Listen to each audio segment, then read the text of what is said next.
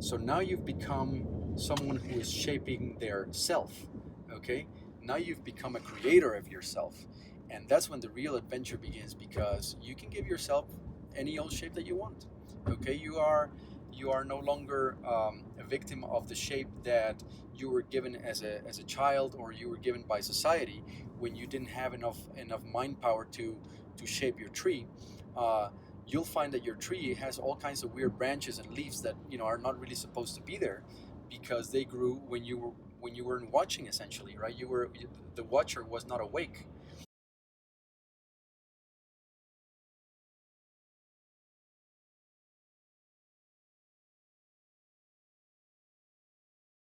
Hey guys, it's Pablo here from Meditation Amsterdam, and this is clip number 2 as I drive back from Lake Atitlan in Guatemala back to the city.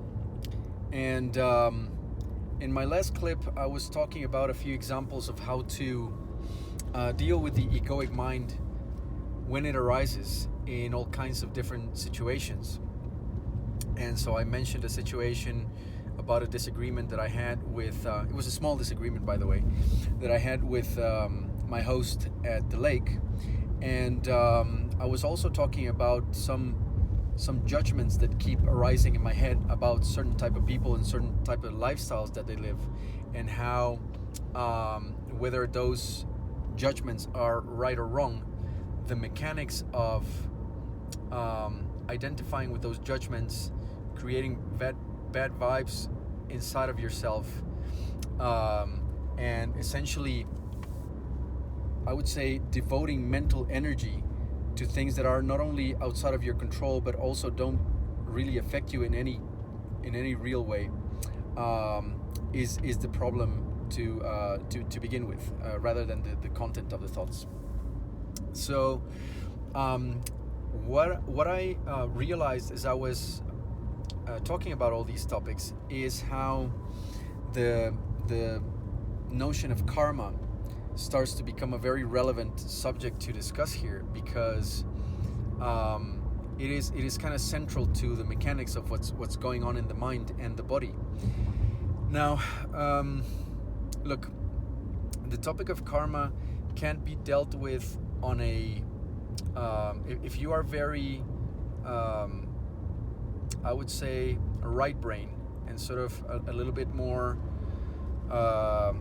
esoteric in your thinking, or you like metaphors a little more than you do hard science, then the word karma is going to resonate a little bit more with you. And if you are more left brain, then there's a good chance that the word karma is going to put you off, right? You're going to think, oh, here's another sort of fluffy, woo-woo video about some sort of mysterious energy of the universe that punishes you when you do bad things, and kind of rewards you when you do good things. And so for those of you who are more into the logical side of things, or who feel more comfortable with scientific explanations and lingo, then you could start to think on the topic of karma as more to do with mental patterns, okay, and with the fact that you become what you practice, right? And so if you try to see it under that light, then maybe this becomes a much more palatable video, and that you are able to relate to it a little bit more closely. Now, I think that right and left brain people have a lot to learn from one another. Right brain people tend to be much more all-encompassing and holistic in the way they view things, and they are excellent at thinking in metaphor and analogies and things of that kind, whilst left brain people are a little bit more linear and target oriented, and they tend to dissect things. Okay, now it's almost like the dichotomy between is light a particle or a wave, and the answer is that it's both. So a great exercise for you, if you are left brain, is try to put on the hat of a right brain person, and try to start thinking a little bit more in metaphor, and enjoy those metaphors for what they are, without getting too obsessive about whether they are literally the case or not. They can be very powerful illustrations that help you understand topics that are complex. And if you are a very right brain type of person who is always dealing with more the esoteric meaning of things and the holistic view of things, try to exercise your logical mind. You know, try to grow by grounding yourself in things that are more logical and more measurable, so that your spiritual understanding of things has a very grounded underpinning, and then you are able to grow a little bit more, right? And then your knowledge becomes much more solid. So that would be that's just a small, let's say, small section there about how trying to explain these topics. You could always flip between those two modes of thinking, and each of them has a value in their own right. So there's a lot to be said about karma, and what I've noticed from my previous videos is I try not to prepare topics too much, because what I want my videos to be is the equivalent of what it would be like if I was explaining this to a friend, which I often do. If you and I were sitting having coffee and I was just telling you about this stuff, right? It's not going to be the most, points 1, 2, and 3 about things. There's an advantage to that, which is that it takes less preparation time for me. I can essentially just talk about this stuff because I feel like it's an important topic that I really want to discuss, and it's very organic. The downside is I have a lot of afterthoughts when the videos end, and I find that I sometimes didn't cover all the angles that I wanted to cover, which are many. And is what the French would call l'esprit de l'escalier, if I my pronunciation is right. And what it means is, that clever comeback that you wish you would have had during a conversation, had you only thought of it at that moment, and then it hits you as you're climbing the stairs to leave the bar. The perfect comeback hits you, and you wish you would have had it at the time. And so that has happened in previous clips now. But I think I can live with that. If nothing else, it gives me more motivation to come back and on board the same topic from a different angle again. And one of the good things about it is that some of these topics can be a little bit obscure, or they can be a little bit hard to digest. And the more angles you attempt, the higher the likelihood that one of them will finally click in your mind, as it did in mine at some point. So anyway, that's what I'm attempting to do here with the topic of karma. There might be things that are just missing in my explanation, and we'll come back to those at some point. So the typical understanding of what karma is under the sort of what you could call the Western understanding of Taoism or Buddhism, is that if you do something bad, the universe is going to punish you, right? You put bad vibes out there, and what that does is it creates this energy, and because the universe always has to be in balance, and there's always cosmic justice, that the universe is going to get you at some point. And so that's your sort of your cereal box Buddhist explanation of what karma is. And then when you try to make karma about reward and punishment by the universe, you'll very quickly start to notice that some people never really get punished, right? It's like, well, so what's going on here? I mean, here's a criminal, or maybe some kind of corrupt politician that seems to be living it very large. They have an amazing life, they die, and who punished him? Why didn't the universe punish him? And then the only answer to that, of course, is like, well, maybe he'll be reborn as a cockroach, or he'll be punished in his next life, or whatever. Now the mechanics are slightly different than that, and so what you want to do is start seeing karma, first of all, as an internal thing. Okay, it has external consequences, just as every internal thing that you feel or think ends up having external consequences, but it is primarily an internal thing. it is about what you cultivate and what you starve when you are working on yourself as a person. And just as I was saying this, the example came to mind about this person that I was dating at some point who was very, very problematic. And she said something to me that will always stick with me.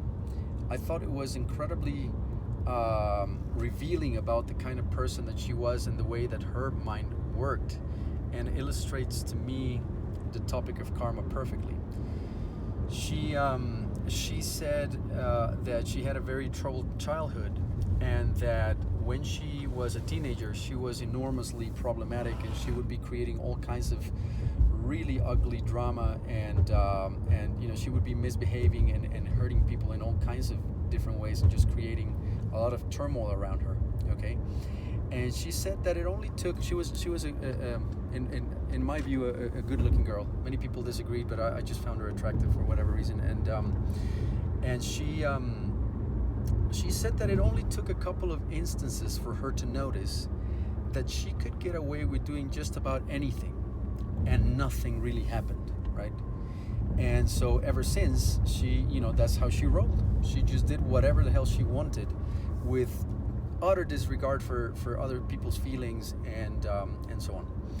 And at the time, it sounded to me like, I was so into her. I thought to myself, wow, what a rebel, right? Like how strong she is, and here she is having done all those shitty things, and nothing really happened. Now, what I soon came to discover is that something had happened. Not in the external world. She would probably do something shitty, and people would be either too scared or too shy, or couldn't be bothered to punish her in any kind of way. But something happened internally for her, and what happened was she became so accustomed to doing shitty things that at some point she stopped doing shitty things, and she just became a shitty person. Okay, and so I had always asked myself, when is a person truly evil or truly shitty, right? And interacting with her kind of answered the question for me. And I hate to speak of someone as a shitty person. I mean, I'm sure that it was all the result of a lot of abuse and neglect during childhood. So she is a victim in her own right. I don't hold any animosity towards her. But I can safely say that she was a shitty person. And to me, the line that is crossed between somebody who does something shitty, or a few shitty things, and someone who is a shitty person is, well, there's no hard line, but to me it's when it becomes second nature. Okay, it's when you don't even think about it anymore. That's just who you are now, right? You've practiced acting in shitty ways so much that now you've just become shittiness. Okay, and that's what karma is that you inevitably become what you practice, and you become the things that you do on a regular basis. You become the thoughts that go through your mind, and you become the emotions that you elicit in yourself. Okay, and so she was a prime example of bad karma, and the funny thing is that when you are unaware, you don't see this, right? In other words, in her mind, she got away with it, right? It's like, you see, nothing happened. I just did all these shitty things, and guess what? I got away with it. How clever I am, right?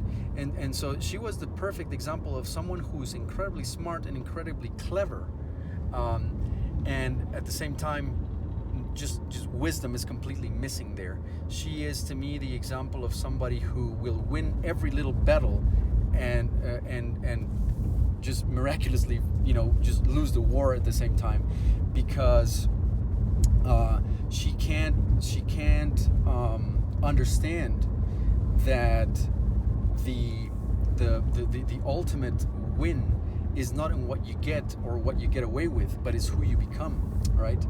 So that's an example of the way karma gets you. Karma doesn't get you by the universe punishing you, and although the universe will probably punish you because of what you've become. But it's not this sort of justice mechanism of things from the outside coming out of nowhere, and a pot landing on your head because you did something nasty.